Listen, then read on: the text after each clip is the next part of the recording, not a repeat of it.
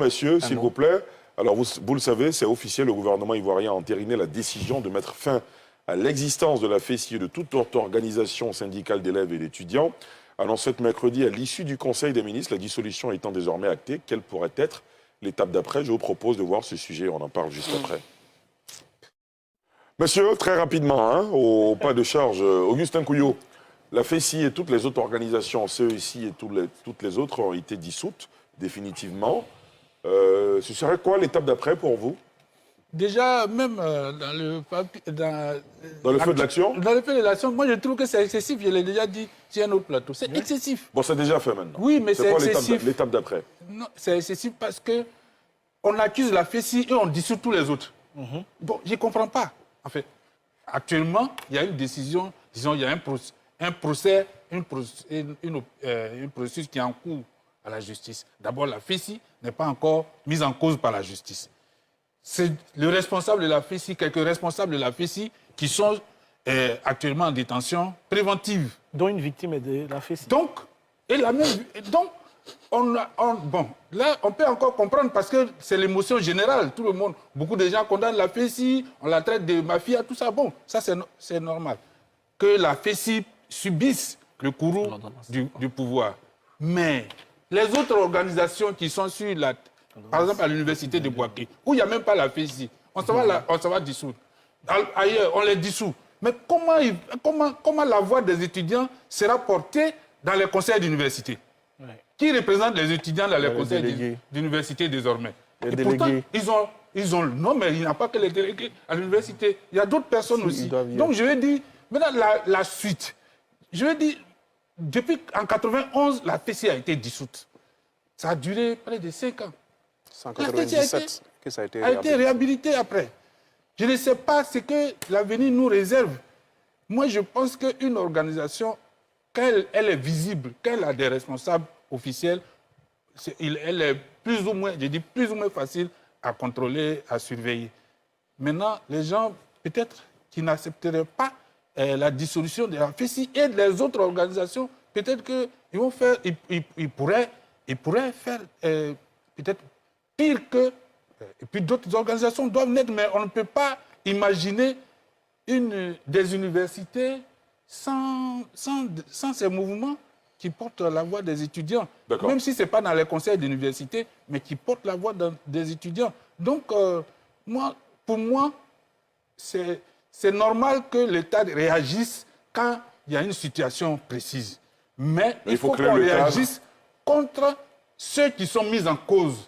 Et comme la responsabilité pénale est individuelle, je ne vois pas pourquoi on s'en prend à toutes les organisations. Ce n'est pas normal. Très bien. Docteur Guy-Pierre, alors, effectivement, on a l'avantage d'avoir quelqu'un comme vous qui est un acteur du milieu universitaire. Oui, acteur du milieu universitaire, sauf que la FESI n'existe pas, justement. Comment? La FESI qui n'existe pas là où je suis. Vous êtes à Korogo, à l'université Pélo-Forogon-Koulibaly. Alors, ce qu'il faut dire quelque part, effectivement, il y a des mesures qui ont été prises, qui étaient quelque part salutaires. Mais il y a un pincement au cœur quand même quand je regarde les images qui sont en train de passer. Vous avez vu les cités universitaires qui avaient été restructurées il n'y a pas longtemps. Regardez aujourd'hui l'état lamentable dans lequel ils se retrouvent. Deuxième élément, je fais un clin d'œil à Arthur, quelque part, il y a l'histoire. C'est une impression de déjà-vu. On a déjà vu ces images en 97, 98, de machettes à l'époque, avec des bouteilles de gaz, etc. Alors, et puis n'oublions pas quelque part que il faut effectivement prendre des mesures fortes. Mais comme l'a dit M. Augustin Couillot tout à l'heure, il y a des actes, je ne dirais pas délictuels, mais criminels qui ont été commis par, ou du moins qui auraient été commis par certaines personnes. La justice doit investiguer, les condamner le cas échéant. Il y a un ensemble peut-être de mauvaises pratiques qui ont été généralisées. On peut les combattre autrement. Mais pour moi, la mesure est quand même disproportionnée. On se pose la question de savoir qui va porter effectivement les intérêts et les revendications des étudiants. Arthur a parlé des délégués tantôt, mais des fois, les délégués sont sélectionnés par l'administration. Voilà. Et n'oublions pas quand même que, effectivement, même si on dit que les étudiants n'ont pas de syndicat, mais n'oublions pas que, justement, la défense corporative, en Côte d'Ivoire, nous avons un pays qui a été fondé par un syndicaliste. Le premier, comment dirais-je, syndicat qui structure, par exemple, ce qui allait devenir l'action publique par la suite, c'est le syndicat agricole africain qui est resté dans nos mémoires. Le président Houphouët-Boigny, le président Bédié et le président Laurent Gbagbo étaient des syndicalistes. Donc je pense qu'il faut redorer, donner de nouvelles lettres de noblesse comment dirais-je, aux syndicats ou aux associations qui représentent les étudiants. Ça nous laisse, on va dire, un créneau pour reconfigurer le champ syndical. Reconfigurer le champ syndical, comment dirais-je, en discutant largement. Il nous faut quelque chose qu'on pourrait qualifier d'états généraux de l'enseignement supérieur ou états généraux pour ce qui concerne, on va dire, la condition des étudiants. Pour essayer de reconstituer une sorte de pacte social. Parce qu'effectivement, qui dit syndicalisme, malheureusement, sous nos cieux, pense immédiatement à la violence. Moi, je pense que c'est une occasion pour le pouvoir de réinitialiser les choses. Mais la dissolution, pour ma part, elle est inopportune. N'oublions pas que ce n'est pas la première fois que la FESI est dissoute et que la FESI est beaucoup plus redoutable lorsqu'elle est dans la clandestinité. D'accord. Docteur Chérif? Alors, moi, je veux rebondir sur ce qu'il a dit. Il a répété beaucoup le mot syndical, effectivement. Est-ce que la FESI est un syndicat? Et après dissolution de la FESI, si on doit redonner des nouvelles organisations, il faut savoir est-ce qu'il faut leur donner le caractère syndical ou non. Moi, j'ai lu la loi de 1960 qui organise les associations. Et j'ai lu, c'est une loi qui est obsolète. La dernière loi qui a été prise le 22 mai 2024, c'est la nouvelle loi sur l'organisation de la société civile. Ordonnance. D'accord, je l'ai juste en face de moi. Je n'ai pas trouvé à l'intérieur le terme association syndicale. Je n'ai même pas trouvé le terme syndical.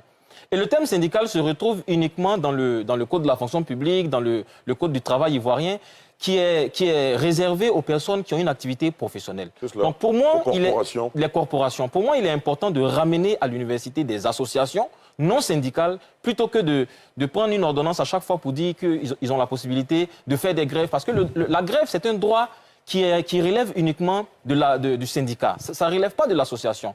Donc pour moi, la première des choses, après cette dissolution, il faut redonner à l'université son caractère associatif. À toutes les associations, ils doivent rester associatifs et ne doivent pas porter un caractère syndical. Ça, c'est la première des choses. La deuxième des choses, il ne faut pas oublier que cette crise aussi a comme fond de développement le laxisme administratif. On ne l'a pas suffisamment dit concernant ce problème de la FESI. Quand on voit toutes ces images, quand on voit qu'après 15 années, après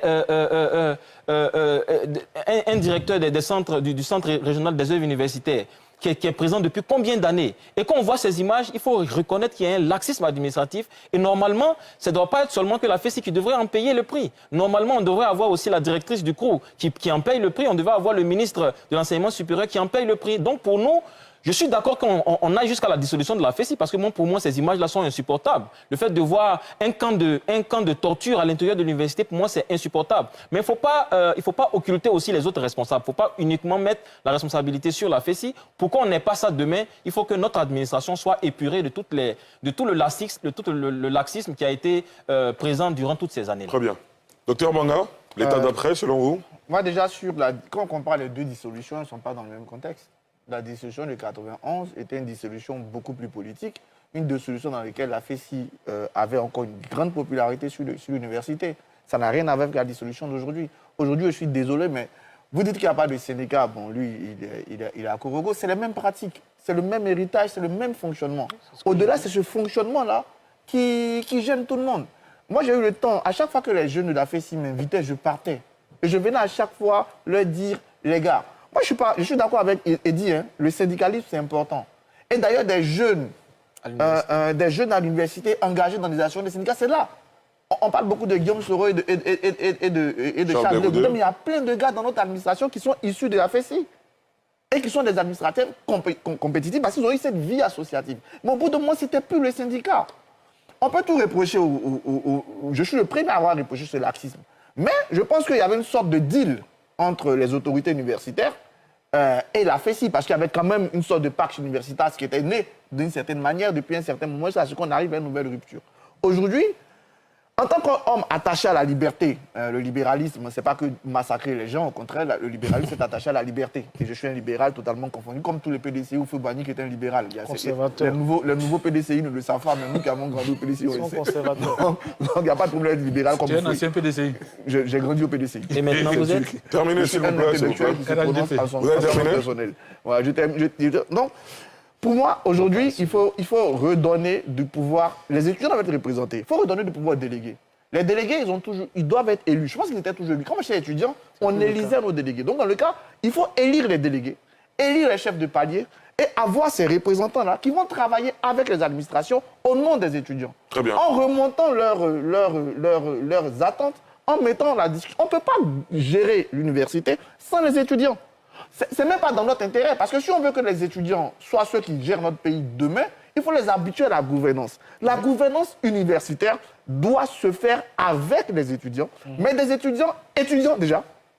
C'est-à-dire que pour les élections, on ait des critères clairs, régulièrement inscrits, limite d'âge, performance universitaire, ça ne me dit pas trop parce que ce serait trop élitiste, mais ça peut entrer.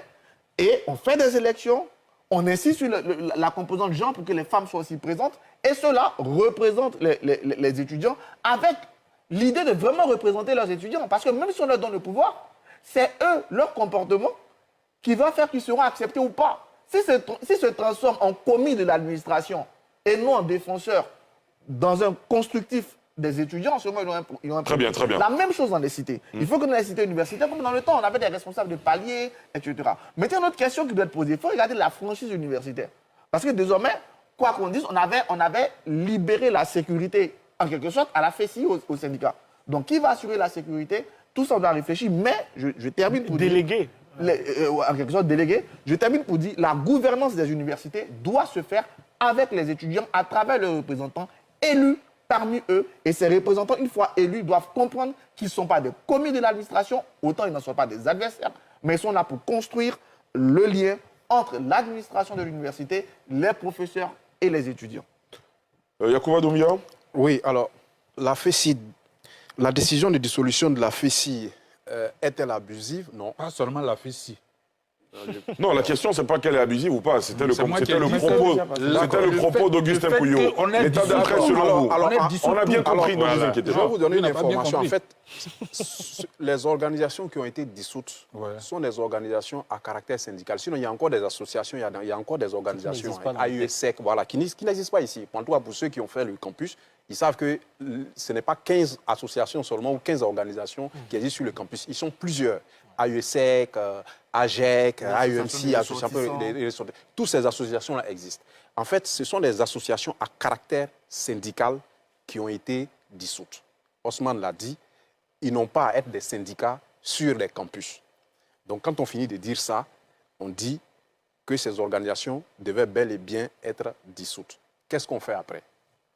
Après, c'est de faire en sorte que, et je l'ai dit sur ce plateau, la gouvernance ou l'excellence soit au cœur de la gouvernance des associations. À l'époque, avec le MEICI, on était à la tête du MEICI que quand on était excellent. PDCI.